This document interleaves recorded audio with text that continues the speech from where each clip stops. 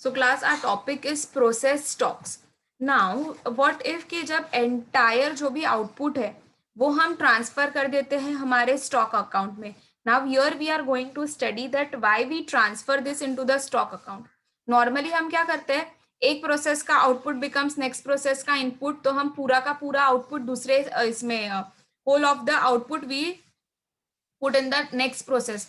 But यहाँ पर हम प्रोसेस में सेकेंड प्रोसेस में डायरेक्टली आउटपुट नहीं ट्रांसफर कर देते हैं. हम क्या करते हैं, हम पहले प्रोसेस स्टॉक अकाउंट में आउटपुट ट्रांसफर करते हैं and from that process stock account से हम फिर नेक्स्ट प्रोसेस अकाउंट में ट्रांसफर करेंगे. सो ऐसे सर्टेन केसेस है कि where the output of one process is not completely transferred to the next process. या तो वो कभी कभी क्या होगा, वेयर हाउस में भी हम स्टोरेज के पर्पस के लिए या तो for the purpose of the sale हम उसको वहां पर ट्रांसफर कर देंगे. So if such cases are there, then you will have to prepare a separate stock account, okay?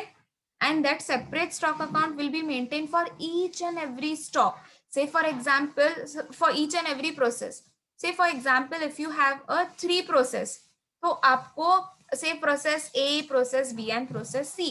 So you will have to prepare a 3 stock account. Process A stock account, process B stock account and process C stock account. तो total वो सब में मिला के कितने accounts बन जाएंगे, 6 accounts. तीन नॉर्मल प्रोसेस अकाउंट और 3 प्रोसेस स्टॉक अकाउंट, तो total 6 accounts you will have to prepare. Now why this has been done.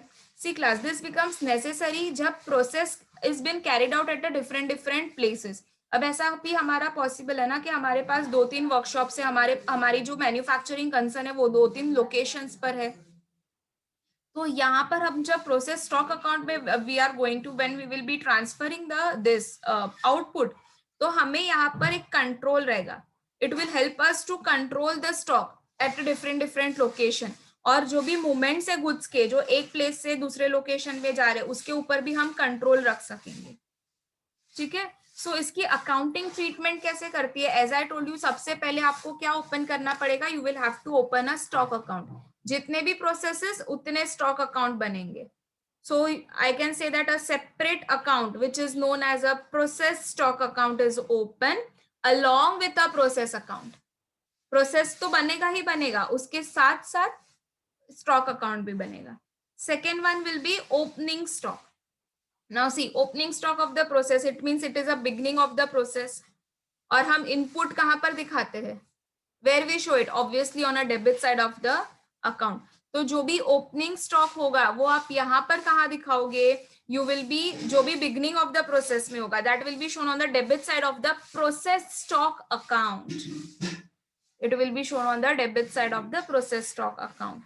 Now next is transfer output from the processes.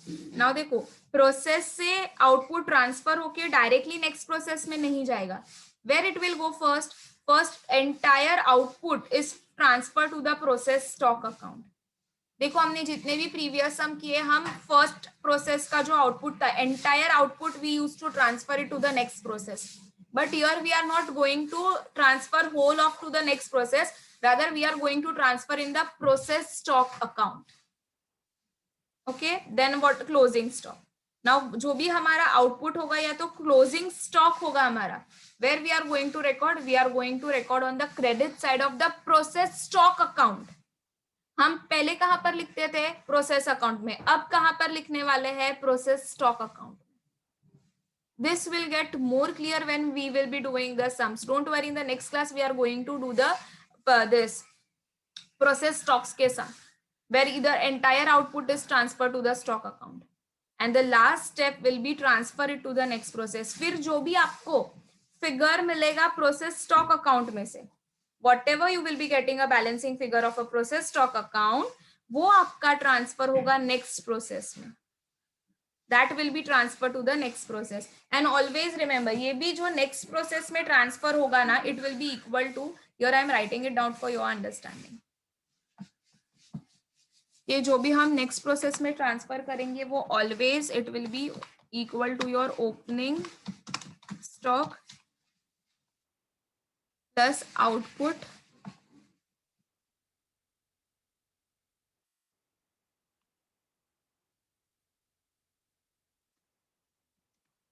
of the process minus the value of closing stock.